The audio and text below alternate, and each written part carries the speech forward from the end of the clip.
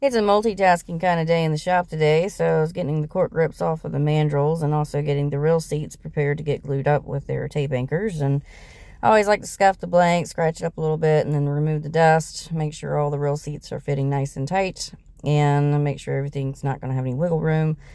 And then I decided to go back and start sanding down the cork grips, and basically I'm going to do exactly what I did with the EVA. I'm just going to sand them and then glue the grips on and then taper them to the real seats just to make sure that everything fits nice and tight.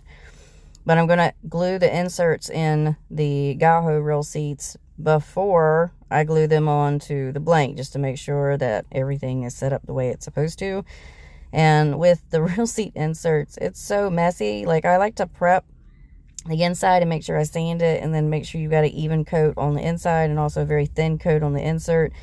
You're going to be like, ugh, the entire time, because it's just going to be so messy. But this just seemed easier to do than trying to glue it all together and then slam it on the real seat, or on the rod anyway. So once I got that cleaned up, I decided to get the spinning real seat, go ahead and get that one glued up. So at least there's one rod that's ready for me to start wrapping on. And with this one, I want to make sure that the glue gets onto the grip where the Arrow real seat's going to be touching it. So, and also take note here, as I was reaming out the grips, you see the smoke?